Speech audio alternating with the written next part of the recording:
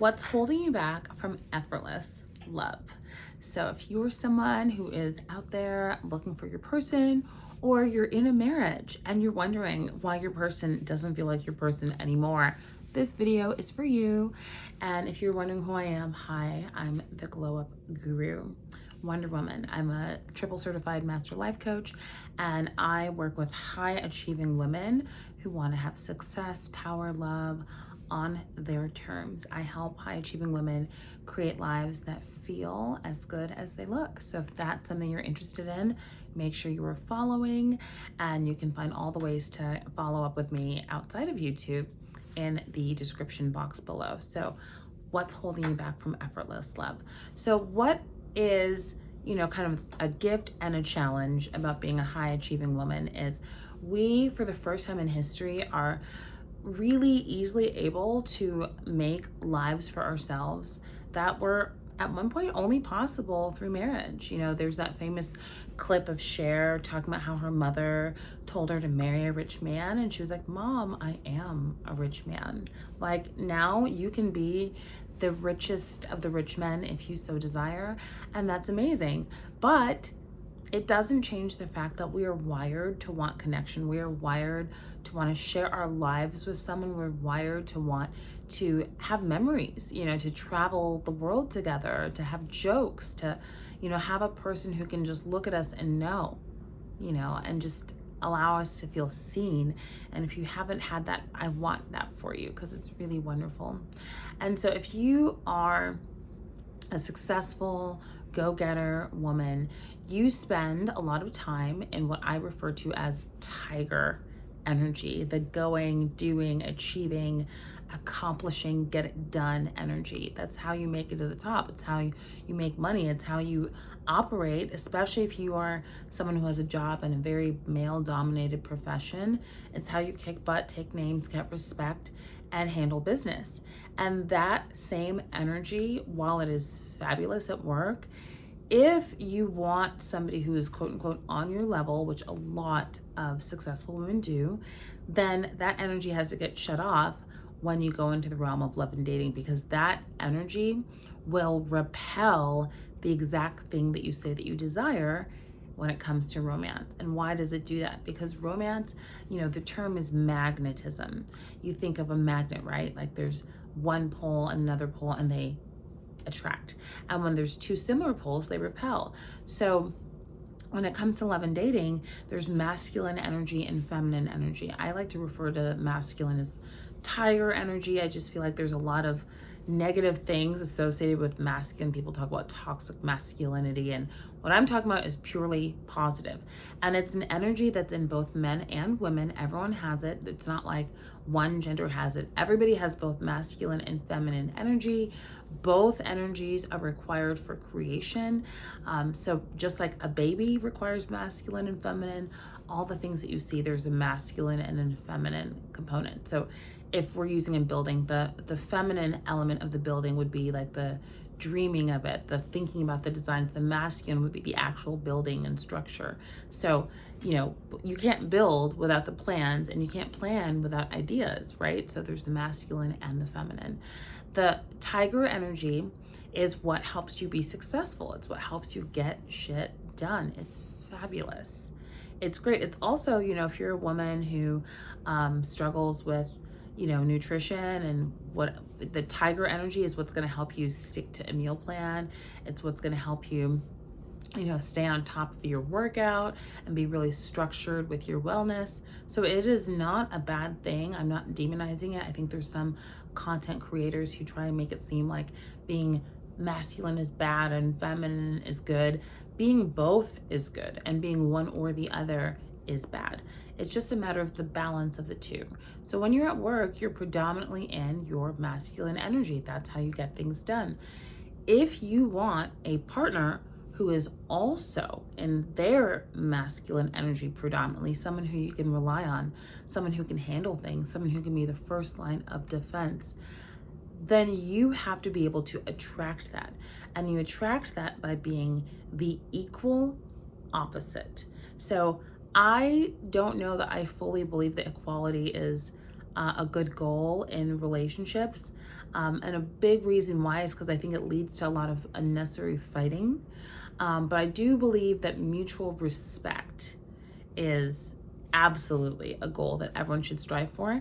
And the way to have mutual respect is for people to be equal opposites, reciprocals, inverse of one another. So one is the leader and one is the follower. So I made an equation for my nerds out there. I actually drew it once and then realized that the camera was going to be reversed, so I had to draw it in reverse, which was really hard, which is why it looks weird. But it's P equals M sub L F sub F. I will explain what that means in just a minute. But that is the formula. That is like, if you want the winning equation, the secret sauce for how to make things work, especially if you are a go-getter type of lady. This is, I need you to remember, P equals M sub L, F sub F. So P is polarity.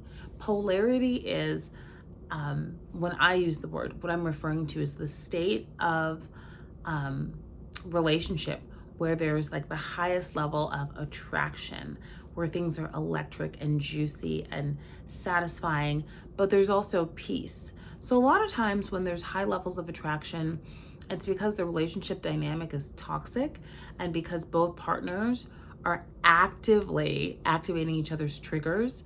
And because those triggers are being so activated, there's high lows. You know, there's really high emotional highs, really low emotional lows, like after a fight or an extended period of silent treatment or something like that. When there's healthy polarity, you can still have that electricity without needing a ton of toxicity because, ooh, I just rhymed, I didn't mean to, because both partners are very strongly attracted to each other. And that is what you want, especially in a long-term relationship, because let me tell you, when you get into those long-term relationships, it can start to feel boring real quick. And the way to maintain the excitement, the spice, is for there to be polarity. So let me talk about what happens when there's not polarity, and then I'll get into how to create it. So when both partners are in their feminine energy, so regardless of sexual orientation, so straight, gay, does not matter. When both partners are predominantly in their feminine energy, what you are likely to have is a roommate situation, a situation where the two people really enjoy each other's company. They maybe cook together, they, have a great bond, but there's no sexual attraction. So one or both may be having affairs on the side, but they don't really care. But they're two people that, while they love each other and care about each other and don't really want to go anywhere, there's no excitement about the relationship, which also means they're not super inclined to fight for it. So this might also be a couple that doesn't have a lot of conflict because nothing is important enough to fight over. So on the surface, it might look like, oh, they have such a great relationship, they never fight. But beneath the surface, it's they value the relationship so little that nothing is worthy of a fight. And I don't think that constant conflict is healthy, but I do think that there's a certain amount of conflict that indicates that both people are really in it and they see the relationship as worthy of fighting for, and they see the partner as, they see themselves as worthy enough of really advocating for what they truly desire, as opposed to when people are both in their feminine, it's like, it's not even what we're talking about. Like, yeah, whatever, we'll do what you want, or yeah, whatever, we'll do. So there's no spice.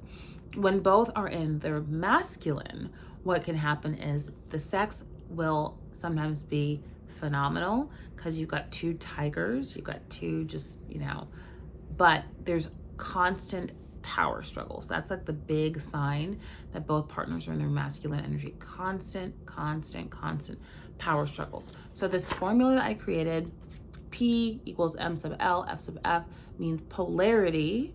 For there to be polarity, there has to be a masculine leader and a feminine follower. Masculine leader, feminine follower. The leader and the follower can be either gender. And I think this is why same-sex relationships are actually better for demonstrating polarity, because in those relationships, people are not so hung up on gender.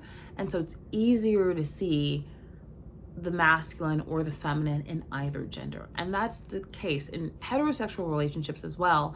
Either partner can be the masculine leader, either partner can be the feminine follower. It is about an energy, it's not about a gender. Energy is gender neutral. However, generally speaking, women tend to prefer to be the feminine in the relationship, and men tend to prefer to be the masculine. So, if it's everyone's preference, what is the problem? The problem is the dominant energy in the world is masculine. And so, if a woman is not highly conscious and understanding that she needs to switch from masculine to feminine, she won't do it. And being in your feminine energy is not about makeup, although I do love some makeup. Do not get me wrong. I've got my Fenty right here. It's not about makeup. It's not about hair, although don't get me wrong. I love my hair. I love my nails. It's not about,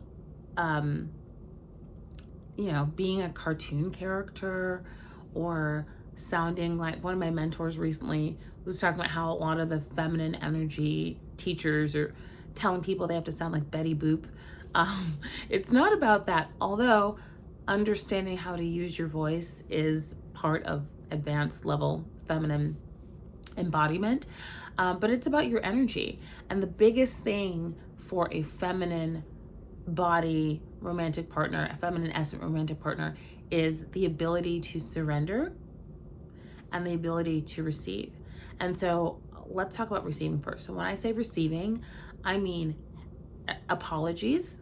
That's a big one. That's very hard for especially masculine women to receive apologies, to receive compliments, and receive help. So if you are someone who has an identity built on being independent and doing it all yourself, automatically that's you being in your masculine, because the feminine is about surrendering to the leadership of the masculine. It's about accepting help, accepting compliments, being adored. So in the celestial, the equivalent of masculine and feminine would be the sun and the moon. So the moon is very powerful. It's so powerful that it can literally shift the tides, and water covers the majority of the surface of the earth. So it's very, very powerful. But the moon sometimes is totally invisible. We call it a new moon. Sometimes it's fully illuminated. That's a full moon. Sometimes it's, shrinking to the right or the left, waxing or waning. So it's mysterious. It's cyclical. It's not like the sun that's 24 hours, up, down, up, down. And, the similarity is the male hormonal cycle is a 24-hour cycle. The female hormonal cycle is 21 to 35 days. It varies from woman to woman. So just like the moon is cyclical, comes and goes and waxing and waning, just like the feminine energy is the mysterious energy. It arguably is the more powerful energy, which is not for this video. If you want to get into that, talk about it, I might make another video, because it's the energy that, creation, Mother Earth. So it's not weaker, but it surrenders to the masculine. So like the sun illuminates the moon, right? When it's a full moon. So the feminine surrenders, which is why I said the feminine follower, F sub F, feminine follower, and then the masculine is the leader.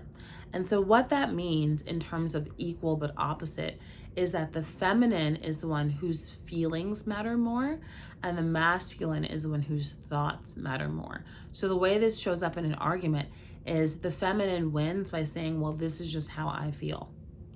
And the masculine's like, oh, okay. And the masculine wins by saying, this is what I think.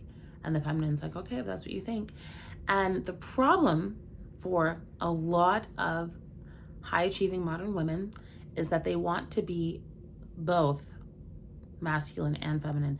And that just doesn't work, because it leaves no space for the other partner to be one or the other. If your thoughts and your feelings matter more, if you want your thoughts and your feelings to be the most considered in the relationship, then you should stay single. You should not date. You should not be outside. You should, if you want a happy relationship with polarity, PMLFF, like you got to pick a lane, because if both are in their masculine, power struggles. If both are in their feminine, no passion. If you are both, it's going to be a hot mess, because you won't be happy. And what I mean is, even if you get your way all the time, you won't be happy because there won't be passion. There won't be excitement. You'll be like, something's missing. And if you have, I think it happens more so for women, where they'll have a husband that just is like, whatever you want, dear, yes, dear, yes, dear. And to her girlfriends, it's like, oh my gosh, you got the perfect husband. You're basically married to Santa. He does whatever you want. She's still not happy. Why? No polarity. There's not the masculine leader. There's not the feminine follower. If you are the one who gets your way all the time, and let me just tell you, I have been in relationships where I got to be like that terrorist toddler that got their way all the time. And at first it was so fun. And then after a while, it was like, okay, get me off this ride. I hate it here. It just didn't feel like there was any security or safety. Or in my case, it felt like there was like something really bad, like the other shoe was about to drop. And, when I look back, I'm like, they weren't the right people anyway. But when someone feels really safe in a relationship, they say no. They don't just say yes all the time. So when someone's saying yes to you all the time, they either don't feel safe in the relationship, or they want something and they want to put you in a position where you can't say no. Don't say nobody warned you. So yes, let me just look at my notes. Oh, there's a bunch I haven't said, so I don't know how much longer I'm going to keep going. But why does this matter? Because it has been shown that the in love feeling lasts about 18 months. So don't take my word for it, fact check me, but where you can go to look is the book, The 5 Love Habits by Gary Chapman. The 5 Love Languages by Gary Chapman. He also wrote The 5 Apology Languages, another fabulous book. And in The 5 Love Languages, he talks about the in love feeling. It lasts about 18 months, it's been shown. And why does that matter? Because people often think that something is wrong when they stop feeling in love. But really, when you were talking about feeling in love, what you're experiencing is a slurry of hormones. Some of the main contenders are noradrenaline, oxytocin, dopamine, testosterone, and estrogen. And both in men and women, those are released in a different sequence. For men, there's also vasopressin, but all of those hormones are responsible for making you feel in love. And after about 18 months, your body goes back to normal. And so people will think something's wrong. I don't feel the same way, when really nothing's wrong. It's just your body going back to its factory settings. But when those feelings are gone, what's left? And the answer, if you have the formula, let me put up my little graphic again, P equals MLFF. If you have the formula, you'll still have strong attraction, so that the emotional highs where it's like, oh my gosh, colors are brighter, food doesn't taste the same, music is more beautiful, that might go away, but you'll still be highly attracted when there's polarity. The other thing you want is when the in-love feeling goes away, is you want to make sure that there's shared core values, so that you have a reason to still be there when the feelings are gone. But again, that's another topic for another video. So which one is better, being in the masculine or being in the feminine?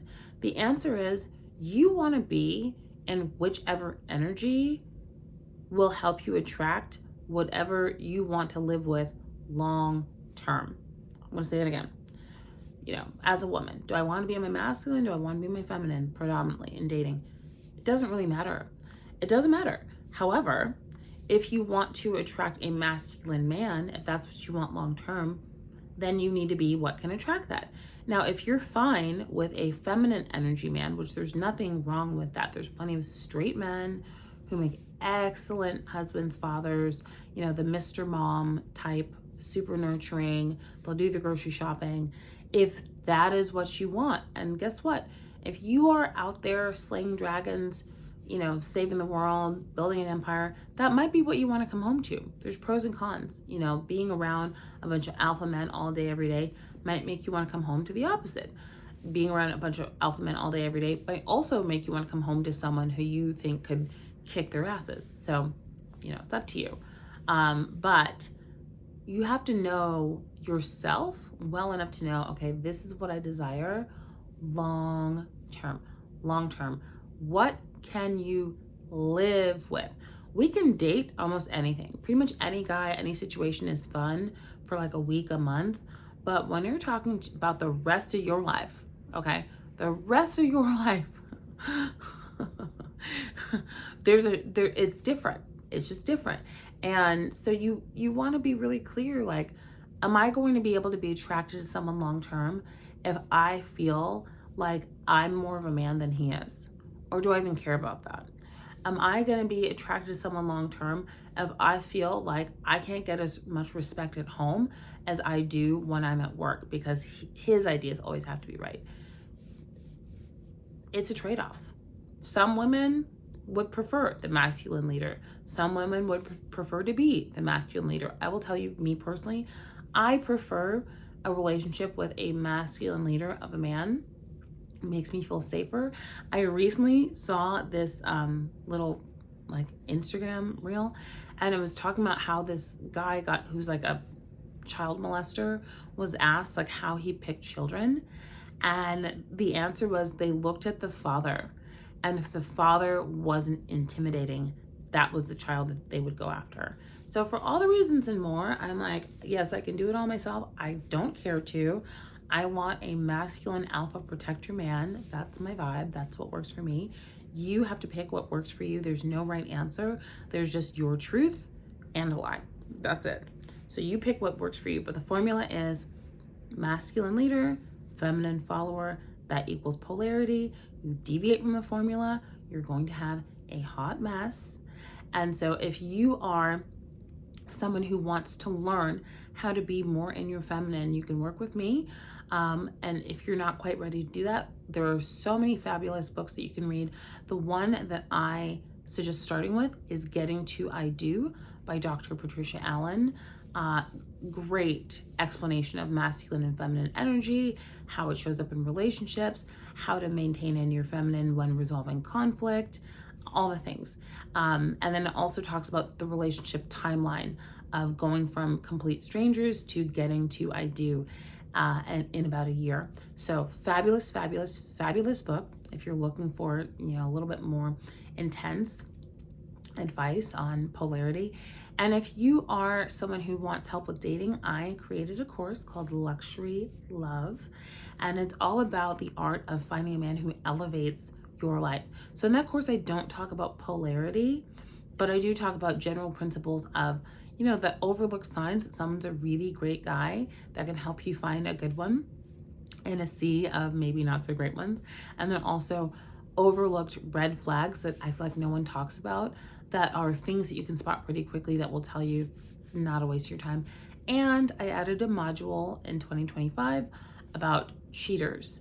So specifically what to look for, how to know that someone is or isn't likely to cheat, so that it can become something you don't even think about. I'm at a point now where I literally don't even worry about getting cheated on, like at all, because I know what to look for. So I'm very relaxed when I go on dates, very relaxed when I get to know men, because I know if I see certain things, I'm out. And as long as I don't see them, we're good.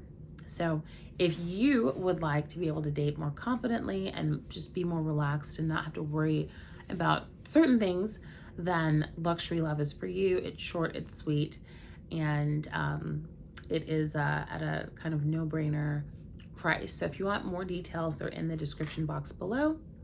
And that's all for now. I hope you enjoyed this video.